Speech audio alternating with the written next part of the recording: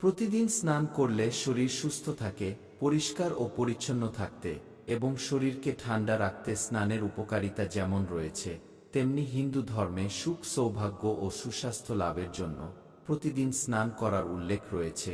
হিন্দু বিশ্বাস অনুসারে স্নানের পরে একজনের কেবল শরীরই নয়, মনও পবিত্র হয়।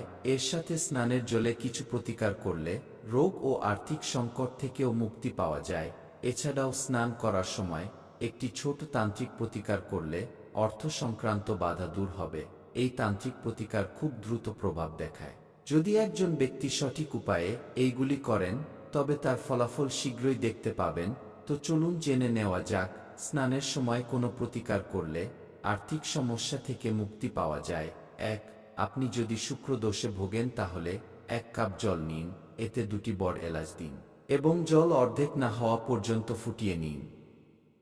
তারপর এই জল আপনার স্নানের জলে মিশিয়ে স্নান করুন।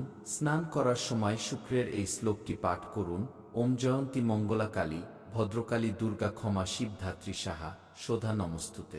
এই প্রতিকারে শুক্রদোষ দূর হবে। 2. প্রতিদিন স্নানের আগে বালতিতে জল ভরে তারপর তর্জনীয় আঙ্গুল দিয়ে জলের উপর একটি ত্রিভুজ তৈরি করুন। ত্রিভুজ তৈরি করার পরে মাঝখানে বীজ মন্ত্র হিরিম লিখুন। এছাড়াও আপনার সমস্যাগুলো দূর করার জন্য আপনার দেবতার কাছে প্রার্থনা করুন, এতে আপনার সমস্যা কেটে যাবে। 3. স্নানের জলে জাফরান মিশিয়ে স্নান করুন, এটি আর্থিক সংকট থেকে মুক্তি দেয়। এছাড়াও জলে অল্প দুধ মিশিয়ে স্নান করলে শরীরে শক্তি পাওয়া যায়, সেই সঙ্গে বয়সও যেন থেমে যায়। 4.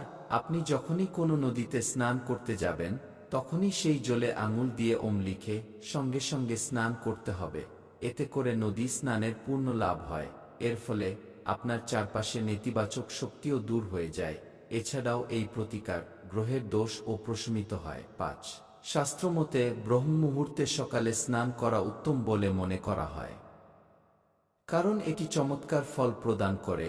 এই কারণে সর্বদা সূর্যোদয়ের আগে স্নান করা উচিত। স্নান করার সময় প্রথমে মাথায়, তারপরে সারা শরীরে জল ঢালতে হবে। আর স্নানের পর প্রতিদিন সূর্যকে জল অর্পণ করতে হবে। সূর্যকে জল নিবেদন করলে মান সম্মান পাওয়া যায়। তো বন্ধুরা, আমাদের ভিডিও কেমন লাগলো অবশ্যই কমেন্ট করে জানাবেন। ভালো লাগলে লাইক, কমেন্ট, শেয়ার করুন। সাবস্ক্রাইব করতে ভুলবেন না। ধন্যবাদ।